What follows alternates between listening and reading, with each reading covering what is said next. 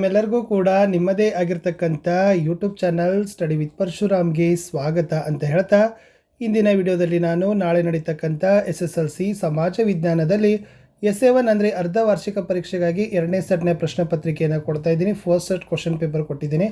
Almost 2-3 ಇದ್ದಾವೆ. ಇನ್ನೊಂದು video ಬರ್ತದೆ ಫಿಕ್ಸ್ ಕ್ವಶನ್ ಮತ್ತು ಆನ್ಸರ್ ಅಂತಕ್ಕಂಥದ್ದು. ಆ ವಿಡಿಯೋವನ್ನು ತಪ್ಪದೇ ನೋಡಿ. ಖಂಡಿತವಾಗಿ ನಾವು ಬಹಳಷ್ಟು ಕ್ವಶನ್ ಆನ್ಸರ್ಗಳನ್ನು ಕವರ್ ಮಾಡಿದ್ದೀವಿ. ಫಸ್ಟ್ ಮಲ್ಟಿಪಲ್ ಚಾಯ್ಸ್ ಕ್ವಶನ್ಗೆ ಹೋಗೋಣ. ಲೈಕ್, ಶೇರ್ ಮತ್ತು ಸಬ್ಸ್ಕ್ರೈಬ್ ಮಾಡೋದನ್ನು ಮಾತ್ರ ಮರೆಯದಿರಿ. ಕಮೆಂಟ್ ಪಕ್ಕದಲ್ಲಿ ಹೈಪ್ ಅಂತ ಇದೆ, ಸೊ ಹೈಪನ್ನು ಮಾಡಿ ವಿಡಿಯೋವನ್ನು ಬೂಸ್ಟ್ ಮಾಡಿ. ಬಂಗಾಳದಲ್ಲಿ ಬ್ರಿಟಿಷರಿಗೆ ಮುಕ್ತ ವ್ಯಾಪಾರ ನೀಡಲು ದಸ್ತಕ ನೀಡಿದ ಮೊಘಲ್ ದೊರೆ ಯಾರು ಅಂತ ಕೇಳಿದರೆ ಫಾರೂಕ್ ಸಿಯಾರಾ ಗೊತ್ತಿರಲಿ. ಇನ್ನು ಪೋರ್ಟ್ ನೋವೆ ಕದನದ ಪರಿಣಾಮ ಏನು ಅಂತ ಕೇಳಿದರು ಟಿಪ್ಪು ಸುಲ್ತಾನ್ ಬ್ರಿಟಿಷರಿಂದ ಪರಾಭವಗೊಂಡ ಅನ್ನೋದು ಉತ್ತರ ಇತ್ತು. ನೆಕ್ಸ್ಟ್, ನೇಮಕಾತಿಯ ಆಡಳಿತದ ರಚನೆಯ ಅಡಿಗಲ್ಲಾಗಿರ್ತದೆ ಅಂತ ವ್ಯಾಖ್ಯೆ ಕೊಟ್ಟಿದ್ದವರು ಯಾರು ಅಂತ ಕೇಳಿದರೆ ಸೊ ಗ್ಲೇನ್ ಸ್ಟಾರ್ಲ್ ಅನ್ನೋದು ಸರಿಯಾದ ಉತ್ತರ. ಇನ್ನು ಅಸ್ಪೃಶ್ಯತೆ ಹಿಂದೂ ಸಮಾಜಕ್ಕೆ ಹತ್ತಿದ ಕಳಂಕ ಅಂತ ಹೇಳಿದವರು ಯಾರು ಅಂತ ಕೇಳಿದರೆ so Mahatma Gandhiji. Option C is the right answer. ಇನ್ನು ಸಂಭಾವನೆ ರಹಿತ ದುಡಿಮೆಗೆ ಉತ್ತಮ ಉದಾಹರಣೆ ಯಾವುದು ಅಂತ ಕೇಳಿದರು ಆತ್ಮಸಂತೋಷಕ್ಕಾಗಿ ಚಿತ್ರ ಬಿಡಿಸೋದು ಅನ್ನೋದು ಆಯ್ಕೆ ಸರಿಯಾದ ಉತ್ತರ. ಸ್ಥಳೀಯ ಉಷ್ಣಾಂಶ ಮತ್ತು ಪ್ರಚಲನ ಪ್ರವಾಹಗಳಿಂದ ಏಪ್ರಿಲ್-ಮೇ ತಿಂಗಳಲ್ಲಿ ಉತ್ತರ ಪ್ರದೇಶದಲ್ಲಿ ಉಂಟಾಗೋ ಮಳೆಗೆ ಏನಂತ ಕರೀತಾರೆ ಅಂತ ಕೇಳಿದರು ಆಂಡೀಸ್ ಅಂತ ಕರೀತಾರೆ. So Andes is the right answer ಅಂತಕ್ಕಂಥದ್ದು ಬರೀಬೇಕು. ಇನ್ನು ಪಂಚವಾರ್ಷಿಕ ಯೋಜನೆಗಳಿಗೆ ಅನುಮೋದನೆ ನೀಡೋ ಸಂಸ್ಥೆ ಯಾವುದು ಅಂತ ಕೇಳಿದರು ರಾಷ್ಟ್ರೀಯ ಅಭಿವೃದ್ಧಿ ಮಂಡಳಿ ಅನ್ನೋ ಆಯ್ಕೆ ಸರಿಯಾದ ಉತ್ತರ ಬರ್ತದೆ. ನೆಕ್ಸ್ಟ್, ಈ ಬ್ಯಾಂಕ್ ಖಾತೆಗೆ ಠೇವಣಿಗಳಲ್ಲಿ ಬಡ್ಡಿಯನ್ನು ನೀಡದೆ ತಮ್ಮ ಸೇವೆಗೆ ಸೇವಾ ಶುಲ್ಕ ವಸೂಲಿ ಮಾಡೋ ಬ್ಯಾಂಕ್ ಖಾತೆ ಯಾವುದು ಕೇಳಿದರೆ ಚಾಲ್ತಿ ಖಾತೆ ಅನ್ನೋದು ಸರಿಯಾದ ಉತ್ತರ ಬರ್ತದೆ. 1 ಮಾರ್ಕ್ ಕ್ವಶನ್. ವೆಲ್ಲೆಸ್ಲಿ ತನ್ನ ಹುದ್ದೆಗೆ ರಾಜೀನಾಮೆ ನೀಡಿ ಬ್ರಿಟನ್ಗೆ ಏಕೆ ಹಿಂದಿರುಗಿದ ಅಂತ ಕೇಳಿದರು. ಸೊ ಲಾರ್ಡ್ ವೆಲ್ಲೆಸ್ಲಿಯ ಯುದ್ಧ ಪ್ರಿಯ ನೀತಿಯಿಂದ ಕಂಪನಿ ಅಪಾರ ಸಾಲದ ಹೊರೆ ಹೆಚ್ಚಾಗಿ ಟೀಕೆಗೆ ಒಳಗಾಗಿ ರಾಜೀನಾಮೆ ನೀಡಿ ಬ್ರಿಟನ್ಗೆ ಹೊರಟು ಹೋಗ್ತಾನೆ ಲಾರ್ಡ್ ವೆಲ್ಲೆಸ್ಲಿ. ಇನ್ನು ರಾಮಕೃಷ್ಣ ಮಿಷನ್ ಸ್ಥಾಪನೆ ಉದ್ದೇಶವೇನು ಅಂತ ಕೇಳಿದರೆ ರಾಮಕೃಷ್ಣ ಪರಮಹಂಸರ ಧ್ಯೇಯ ಮತ್ತು ಆದರ್ಶಗಳನ್ನು ಪ್ರಚಾರ ಪ್ರಸಾರ ಮಾಡೋದು. 11ನೇ ಪ್ರಶ್ನೆ, ಜನಸಂಖ್ಯಾ ಲಾಭಾಂಶ ಎಂದರೆ ಏನು? ದೇಶದ ಒಟ್ಟು ಜನಸಂಖ್ಯೆಯಲ್ಲಿ ದುಡಿಯುವವರ ಸಂಖ್ಯೆ ಹೆಚ್ಚಾಗಿರೋ ಸ್ಥಿತಿಯನ್ನು ನಾವು ಜನಸಂಖ್ಯಾ ಲಾಭಾಂಶ ಅಂತಾನೆ ಕರೆಯೋದು. 12ನೇ ಪ್ರಶ್ನೆ, ಸಮಾನ ವೇತನ ಕಾಯ್ದೆ ಏಕೆ ಜಾರಿ ಮಾಡಿದರು ಅಂತ ಕೇಳಿದ್ದಾರೆ. ದುಡಿಮೆಯಲ್ಲಿನ ತಾರತಮ್ಯ ನಿವಾರಿಸುವ ಸಲುವಾಗಿ ಸಮಾನ ವೇತನ ಕಾಯ್ದೆ ಜಾರಿಯನ್ನು ಮಾಡಿದ್ದಾರೆ. 13ನೇ ಪ್ರಶ್ನೆ, ಉತ್ತರ ಭಾರತದ ಮೈದಾನವನ್ನು ಸಂಚಯನ ಮೈದಾನ ಅಂತಲೇ ಏಕೆ ಕರೀತಾರೆ? ಈ ಉತ್ತರದ ಭಾರತದ ಮೈದಾನ ನದಿಗಳು ಹೊತ್ತು ತಂದು ಹಾಕಿದ ಮೆಕ್ಕಲು ಮಣ್ಣಿನಿಂದ ನಿರ್ಮಾಣವಾಗೋದ್ರಿಂದ ಅದನ್ನು ಸಂಚಯನ ಮೈದಾನ ಅಂತಲೇ ಹೇಳೋದು. ಇನ್ನು ಭಾರತದಲ್ಲಿ ವನ್ಯಜೀವಿ ಧಾಮಗಳನ್ನು ಏಕೆ ನಿರ್ಮಿಸಲಾಗಿದೆ ಅಂತ ಕೇಳಿದರೆ ವಿವಿಧ ಪ್ರಾಣಿಗಳನ್ನು ಅವುಗಳ ಮೂಲ ಸ್ಥಳದಲ್ಲೇ ಸಂರಕ್ಷಣೆ ಮಾಡೋ ಉದ್ದೇಶಕ್ಕಾಗಿ.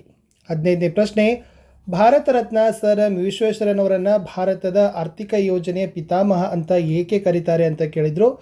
ಸೊ ಭಾರತದ ಆರ್ಥಿಕ ಅಭಿವೃದ್ಧಿಗೆ ಯೋಜನೆಯ ಅಗತ್ಯವನ್ನು ಒತ್ತಿ ಹೇಳ್ತಾರೆ. ಸರ್ ವಿಶ್ವೇಶ್ವರಯ್ಯನವರನ್ನು ಅದಕ್ಕಾಗಿಯೇ ಭಾರತದ ಆರ್ಥಿಕ ಯೋಜನೆ ಪಿತಾಮಹ ಅಂತಲೇ ಹೇಳೋದು. ಜನರು ತಮ್ಮ ಒಡವೆ ಮತ್ತು ಬೆಲೆ ಬಾಳುವ ವಸ್ತುಗಳನ್ನು ಸಂರಕ್ಷಿಸಿಡಲು ಬ್ಯಾಂಕುಗಳಿಂದ ಪಡಿತಕ್ಕಂಥ ಸೇವೆಗೆ ಏನಂತ ಕರೀತಾರೆ ಅಂತ ಕೇಳಿದರೆ ಭದ್ರತಾ ಕಪಾಟು ಸೇವೆ, ಲಾಕರ್ ಸೇವೆ ಅಂತಲೇ ಕರೆಯೋದು. 2 ಮಾರ್ಕ್ಸ್ ಕ್ವಶನ್ಗೆ ಬರ್ತೀನಿ. ಬ್ರಿಟಿಷ್ ಕಾಲದ ಆಡಳಿತ ವ್ಯವಸ್ಥೆಯಲ್ಲಿ ಭಾರತದ ಸೈನ್ಯ ಆಧಾರ ಸ್ತಂಭವಾಗಿತ್ತು, ಸಮರ್ಥನೆ ಕೊಡಿ ಅಂತ ಕೇಳಿದ್ದಾರೆ. ಈ ಬ್ರಿಟಿಷರ ಆಡಳಿತದಲ್ಲಿ ಸೈನ್ಯ ಆಧಾರ ಸ್ತಂಭವಾಗಿತ್ತು. ಭಾರತೀಯರನ್ನೇ ಸೈನ್ಯದಲ್ಲಿ ಸೇರಿಸಿಕೊಳ್ತಾರೆ. ಅವರ ನೆರವಿನಿಂದ ಭಾರತವನ್ನು ತಮ್ಮ ಅಧೀನಕ್ಕೆ ತೆಗೆದುಕೊಳ್ತಾರೆ. ಸೈನ್ಯವನ್ನು ಬಳಸಿ ತಮ್ಮ ಸಾಮ್ರಾಜ್ಯವನ್ನು ರಕ್ಷಿಸ್ತಾರೆ ಅನ್ನೋದನ್ನು ಬರೆದ್ರೆ ಸಾಕು. ಇನ್ನು ಶ್ರೀರಂಗಪಟ್ಟಣ ಒಪ್ಪಂದವು ಟಿಪ್ಪು ಸುಲ್ತಾನನಿಗೆ ಅವಮಾನಕರ ಒಪ್ಪಂದವಾಗಿತ್ತು ಹೇಗೆ ಅಂತ ಕೇಳಿದರು. ಏಕೆಂದರೆ ಟಿಪ್ಪು ತನ್ನ ಅರ್ಧ ರಾಜ್ಯವನ್ನು ಬ್ರಿಟಿಷರಿಗೆ ಬಿಟ್ಟುಕೊಟ್ಟ. 3 ಕೋಟಿ ರೂಪಾಯಿ ಯುದ್ಧ ನಷ್ಟ ಭರ್ತಿಯಾಗಿ ಕೊಡಬೇಕಾಯಿತು. ತನ್ನ 2 ಮಕ್ಕಳನ್ನು ಒತ್ತೆಯಾಗಿ ಇಡಬೇಕಾಯಿತು. ಸೆರೆಯಲ್ಲಿದ್ದ ಸೈನಿಕರ ಬಿಡುಗಡೆ ಅಂತಕ್ಕಂಥ ಅಂಶವನ್ನು ಬರೆದ್ರೆ ಉತ್ತರ ಕಂಪ್ಲೀಟ್ ಆಗ್ತದೆ. ಇನ್ನು ಕಳ್ಳ ಸಾಗಾಣಿಕೆ ರಾಷ್ಟ್ರೀಯ ಹಿತಾಸಕ್ತಿಗೆ ಮಾರಕ ಹೇಗೆ ಅಂತ ಕೇಳಿದರು. ಕಳ್ಳ ಸಾಗಾಣಿಕೆ ಅನ್ನೋದು ಅನಪೇಕ್ಷಿತ ಆರ್ಥಿಕ ಚಟುವಟಿಕೆಗಳಿಗೆ ಆಸ್ಪದ ಮಾಡ್ತದೆ. ದೇಶದ ಕೈಗಾರಿಕೆ ಮತ್ತು ಮಾರುಕಟ್ಟೆಗೆ ಹಾನಿ. ರಾಷ್ಟ್ರೀಯ ಹಿತಾಸಕ್ತಿಗೆ ಮಾರಕ. ಆರ್ಥಿಕ ಅಪರಾಧಗಳ ಹೆಚ್ಚಳ. ರಾಷ್ಟ್ರ ವಿರೋಧಿ ಚಟುವಟಿಕೆ ಮಾಡ್ತದೆ ಅಂತ ಬರೆದ್ರೆ ಸಾಕು. ಇನ್ನು ಪ್ರಾದೇಶಿಕವಾದ ರಾಷ್ಟ್ರದ ಏಕತೆಗೆ ಮಾರಕ ಹೇಗೆ ಅಂತ ಕೇಳಿದರು. ಇದು ಏಕತೆ ಮತ್ತು ಸಮಗ್ರತೆಗೆ ಅಪಾಯ ಕೊಡ್ತದೆ. ಅಂತಾರಾಜ್ಯ ಜಲ ವಿವಾದಕ್ಕೆ ಕಾರಣ. ಗಡಿ ವಿವಾದಕ್ಕೆ ಕಾರಣ ಮಾಡ್ತದೆ ಪ್ರಾದೇಶಿಕವಾದ. ಇನ್ನು ಸಾಮಾಜಿಕ ಸ್ತರ ವಿನ್ಯಾಸ ಕಾಲದಿಂದ ಕಾಲಕ್ಕೆ ಮತ್ತು ದೇಶದಿಂದ ದೇಶಕ್ಕೆ ಭಿನ್ನವಾಗಿದೆ, ಚರ್ಚೆ ಮಾಡಿ ಅಂತ ಕೇಳಿದ್ದಾರೆ. ಇದು ಭಾರತದಲ್ಲಿನ ಜಾತಿ ಪದ್ಧತಿ ಅಸ್ತಿತ್ವದಲ್ಲದ. ಈ ಪದ್ಧತಿ ಮೇಲು ಕೇಳಿನ ವ್ಯವಸ್ಥೆಯಾಗದ. ಕೆಳಜಾತಿಯ ಜನರನ್ನು ಶೂದ್ರರು ಅಸ್ಪೃಶ್ಯರಂತ ಕರೀತಾರೆ. ಅವರ ಆಹಾರ ಉದ್ಯೋಗ ಬದುಕಿನ ಹಕ್ಕನ್ನು ಕಸಿದುಕೊಳ್ತಾರೆ. ಸಾಮಾಜಿಕ ಸ್ತರ ವಿನ್ಯಾಸ ಎಲ್ಲ ಸಮಾಜಗಳಲ್ಲಿ ಕಂಡುಬರ್ತದೆ. ಅಮೆರಿಕಾದಲ್ಲಿ ಬಿಳಿಯ ಚರ್ಮದ ಜನರು ಕಪ್ಪು ಚರ್ಮದ ಜನರನ್ನು ಗುಲಾಮರಂತೆ ನೋಡಿಕೊಳ್ತಾರೆ. ಕಪ್ಪು ಚರ್ಮದ ಜನರನ್ನು ಮಾರಾಟ ಮಾಡ್ತಾರೆ ಅಂತಕ್ಕದ್ದನ್ನು ಬರೆದ್ರೆ ಸಾಕು. ಇನ್ನು ಮಣ್ಣಿನ ಸವೆತದ ಮುಖ್ಯ ಕರ್ತೃಗಳನ್ನು ಕೇಳಿದರು.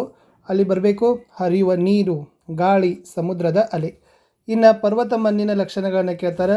ಕೊಳೆತ ಜೈವಿಕಾಂಶಗಳನ್ನು ಅಧಿಕ ಪ್ರಮಾಣದಲ್ಲಿ ಹೊಂದಿರ್ತದೆ. ಸಾರಜನಕ ಮತ್ತು ಸಾವಯವ ಅವಶೇಷಗಳನ್ನು ಹೆಚ್ಚಾಗಿ ಒಳಗೊಂಡಿರ್ತದೆ. ಹಿಮಾಲಯದ ಪಾದಬೆಟ್ಟಗಳು ಹಿಮಾಚಲ ಪ್ರದೇಶ, ಉತ್ತರಾಖಂಡ, ಜಮ್ಮು ಕಾಶ್ಮೀರಗಳಲ್ಲಿ ಹಂಚಲ್ಪಟ್ಟಿದೆ. ಕಾಫಿ, ಚಹಾ ಆಗಿರಬಹುದು. ಆಮೇಲೆ ಸಾಂಬಾರ್ ಪದಾರ್ಥಗಳು, ಹಣ್ಣುಗಳಿಗೆ ಈ ಮಣ್ಣು ಸೂಕ್ತವಾಗಿದೆ. ಇನ್ನು ಭಾರತದ ವ್ಯವಸಾಯ ಮಾನ್ಸೂನ್ ಮಾರುತಗಳೊಡನೆ ಆಡೋ ಜೂಜಾಟವಾಗಿದೆ ಹೇಗೆ ಅಂತ ಕೇಳ್ತಾರೆ. ಇದು ಜನರ ಪ್ರಧಾನ ಉದ್ಯೋಗ ವ್ಯವಸಾಯವಾಗಿದೆ. ನೈಋತ್ಯ ಮಾನ್ಸೂನ್ ಮಾರುತಗಳು ಭಾರತದ ವ್ಯವಸಾಯವನ್ನು ನಿಯಂತ್ರಣ ಮಾಡ್ತವೆ. ಮಳೆ ಹೆಚ್ಚಾದಾಗ ಪ್ರವಾಹ ಉಂಟಾಗ್ತದೆ. ಮಳೆ ವಿಫಲವಾದರೆ ಬರಗಾಲ. ಆದ್ದರಿಂದ ಭಾರತದ ವ್ಯವಸಾಯವನ್ನು ಮಾನ್ಸೂನ್ ಜೊತೆಯಲ್ಲಿ ಆಡೋ ಜೂಜಾಟ ಅಂತಲೇ ಹೇಳೋದು. ಇನ್ನು ಪಂಚವಾರ್ಷಿಕ ಯೋಜನೆಗಳ ಉದ್ದೇಶಗಳನ್ನು ಕೇಳಿದ್ದಾರೆ. ಉತ್ಪಾದನೆಯನ್ನು ಗರಿಷ್ಠ ಮಟ್ಟಕ್ಕೆ ಹೆಚ್ಚಳ ಮಾಡಬೇಕು. ಉದ್ಯೋಗಾವಕಾಶದ ಹೆಚ್ಚಳ, ಆರ್ಥಿಕ ಅಸಮಾನತೆ ಕಡಿಮೆ ಮಾಡೋದು, ಆರ್ಥಿಕ ಸ್ಥಿರತೆ ಕಾಯ್ದುಕೊಳ್ಳೋದು, ಅರ್ಥವ್ಯವಸ್ಥೆಯನ್ನು ಆಧುನೀಕರಣ ಮಾಡೋದು ಅಂತ ಬರೆದ್ರೆ ಸಾಕು. ಇನ್ನು ಬ್ಯಾಂಕಿನ ಕಾರ್ಯಗಳನ್ನು ಕೇಳಿದ್ರೆ ಇದು ಸಾರ್ವಜನಿಕರಿಂದ ಠೇವಣಿಯ ಅಂಗೀಕಾರ ಮಾಡ್ತದೆ, ಸಾಲ ಕೊಡ್ತದೆ, ಹಣದ ವರ್ಗಾವಣೆ, ಭದ್ರತಾ ಕಪಾಟುಗಳನ್ನು ಬಾಡಿಗೆ ಕೊಡ್ತದೆ, ಖರ್ಚು ಕಾರ್ಡ್ ಮತ್ತು ಜಮಾ ಕಾರ್ಡ್ಗಳನ್ನು ಕೊಡ್ತದೆ, ಹಣದ ವಹಿವಾಟು ಮಾಡ್ತದೆ, ಹಣದ ಭದ್ರತೆ ಕಾಪಾಡ್ತದೆ, ಸಹಿಗೆ ಜವಾಬ್ದಾರಿ, ಸಾಲಪತ್ರ ಮತ್ತು ಜವಾಬ್ದಾರಿ ಕೊಡ್ತದೆ ಅಂತ ಬರೆದ್ರೆ ಸಾಕು. ಇನ್ನು 3 ಮಾರ್ಕ್ಸ್ ಕ್ವಶನ್. ಬಕ್ಸಾರ್ ಕದನ ಬಂಗಾಳದ ಮೇಲೆ ಬ್ರಿಟಿಷರು ಪ್ರಭುತ್ವ ಸಾಧಿಸುವಂತೆ ಮಾಡಿತು, ಸಮರ್ಥಿಸಿ ಅಂತ ಕೇಳಿದ್ದಾರೆ. ಅಂದರೆ ಬಕ್ಸಾರ್ ಕದನದ ಪರಿಣಾಮಗಳನ್ನು ಕೇಳಿದ್ದಾರೆ.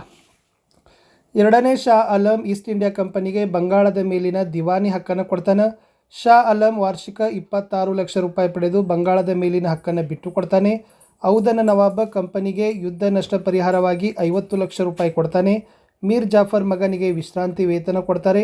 ಬಂಗಾಳದ ಪೂರ್ಣ ಆಡಳಿತ ಕಂಪನಿಗೆ ಹೋಗ್ತದೆ. ರಾಬರ್ಟ್ ಕ್ಲೈವ್ ದ್ವಿಮುಖ ಸರ್ಕಾರ ಜಾರಿಗೆ ಮಾಡ್ತಾನೆ ಅಂತ ಬರೆದ್ರೆ ಸಾಕು. ಇನ್ನು ಸಹಾಯಕ ಸೈನ್ಯ ಪದ್ಧತಿ ದೇಶೀಯ ರಾಜರನ್ನು ಬಲಹೀನಗೊಳಿಸಿದ್ದು ಹೇಗೆ? ಇದು ಸಹಾಯಕ ಸೈನ್ಯ ಪದ್ಧತಿಯ ನಿಬಂಧನೆಗಳಂತ ಬರೆದ್ರೆ ಇದನ್ನೇ ಬರೀರಿ. ಭಾರತೀಯ ರಾಜರು ಬ್ರಿಟಿಷ್ ಸೈನಿಕ ತುಕಡಿಯನ್ನು ತಮ್ಮ ರಾಜ್ಯದಲ್ಲಿ ಇಟ್ಟುಕೊಳ್ಳಬೇಕು.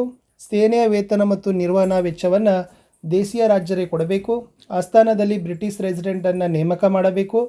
ಬ್ರಿಟಿಷರ ಅನುಮತಿ ಇಲ್ಲದೆ ಆಸ್ಥಾನದಲ್ಲಿ ಯಾವುದೇ ಯುರೋಪಿಯನರನ್ನು ನೇಮಿಸಿಕೊಳ್ಳೋ ಹಾಗಿಲ್ಲ. ಯಾವುದೇ ರಾಜ್ಯದೊಂದಿಗೆ ಯುದ್ಧ ಅಥವಾ ಸಂಧಾನ ಮಾಡಬೇಕಾದರೆ ಬ್ರಿಟಿಷರ ಸಮ್ಮತಿ ಬೇಕು. ಕಂಪನಿ ಆ ರಾಜ್ಯಕ್ಕೆ ಆಂತರಿಕ ಮತ್ತು ಬಾಹ್ಯ ರಕ್ಷಣೆ ಕೊಡಬೇಕು. ಇನ್ನು ಶ್ರೀ ನಾರಾಯಣ ಗುರು ಅವರ ಧರ್ಮ ಪರಿಪಾಲನಾ ಯೋಗಂ ಸಂಘಟನೆಯ ಸುಧಾರಣೆಗಳನ್ನು ಕೇಳಿದ್ದಾರೆ. ಇಲ್ಲಿ ಹಿಂದುಳಿದ ಮತ್ತು ಶೋಷಣೆಗೊಳಗಾದ ಸಮುದಾಯಗಳ ಸಬಲೀಕರಣದ ಗುರಿ, ಸಾಮಾಜಿಕ ಪ್ರತಿರೋಧದ ಚಳವಳಿಗಳ ಪ್ರಾರಂಭ, ಮನುಷ್ಯನು ಘನತೆಯಿಂದ ಬದುಕುವ ಸಮಾಜ ನಿರ್ಮಾಣದ ಉದ್ದೇಶ, ಮಾನವ ಕುಲಕ್ಕೆ ಒಂದೇ ಜಾತಿ ಒಂದೇ ಧರ್ಮ ಒಬ್ಬನೇ ದೇವರು, ಕೆಳ ಸಮುದಾಯಗಳಿಗೆ ಪ್ರವೇಶ ನಿರಾಕರಿಸುತ್ತಿದ್ದ ದೇವಾಲಯಗಳಿಗೆ ಪರ್ಯಾಯ ದೇವಾಲಯಗಳನ್ನು ಕಟ್ತಾರೆ, ವೈಕಂ ಸತ್ಯಾಗ್ರಹ ಎಂಬ ದೇವಾಲಯ ಪ್ರವೇಶ ಚಳವಳಿಯನ್ನು ನಡೆಸ್ತದೆ, ಗುರುವಾಯೂರು ದೇವಾಲಯ ಪ್ರವೇಶ ಚಳವಳಿಯ ಮತ್ತೊಂದು ಪ್ರಮುಖ ಘಟನೆ ಅಂತ ಬರೆದ್ರೆ ಸಾಕು. ಇನ್ನು ಪೇರಿಯಾರ ಚಳವಳಿಯ ಮುಖ್ಯಾಂಶಗಳನ್ನು ಕೂಡ ನಿಮಗೆ 3 ಮಾರ್ಕ್ಸಿಗೆ ಬರ್ಬೋದು. ಇವರು ಆತ್ಮಗೌರವ ಚಳವಳಿಯನ್ನು ಆರಂಭಿಸ್ತಾರೆ. 1926ರಲ್ಲಿ ಸೆಲ್ಫ್ ರೆಸ್ಪೆಕ್ಟ್ ಲೀಗನ್ನು ಆರಂಭ, ಜಾತಿ ಮತ್ತು ಲಿಂಗ ತಾರತಮ್ಯ ವಿರೋಧ, ವೈಕಂ ಹೋರಾಟದಲ್ಲಿ ಭಾಗ, ತಮಿಳು ಭಾಷೆಯನ್ನು ದ್ರಾವಿಡರ ಭಾಷೆ ಅಂತಾರೆ, ಸಂಸ್ಕೃತ ಭಾಷೆ ಮತ್ತು ಸಾಹಿತ್ಯಕ್ಕೆ ವಿರೋಧ. ಪೇರಿಯಾರ 1939ರಲ್ಲಿ ಜಸ್ಟಿಸ್ ಪಕ್ಷದ ಅಧ್ಯಕ್ಷರಾಗ್ತಾರೆ. ದ್ರಾವಿಡ ಕಾಳಗಂ ಸಂಘಟನೆ ಹುಟ್ಟುಹಾಕ್ತಾರೆ. ರಿವೋಲ್ಟ್ ಪತ್ರಿಕೆ ಆರಂಭ, ಬ್ರಾಹ್ಮಣೇತರ ಚಳವಳಿಯನ್ನು ಸಾಂಸ್ಕೃತಿಕ ಚಳವಳಿಯನ್ನಾಗಿಸ್ತಾರೆ ಅಂತಕ್ಕಂಥ ಅಂಶವನ್ನು ಬರೆದ್ರೆ ಅದು ಕಂಪ್ಲೀಟ್ ಆಗ್ತದೆ. ಇನ್ನು ಮುಂದಿನ ಪ್ರಶ್ನೆಗೆ ಹೋಗೋಣ. ಪ್ರಶ್ನೆ ಸಂಖ್ಯೆ 28.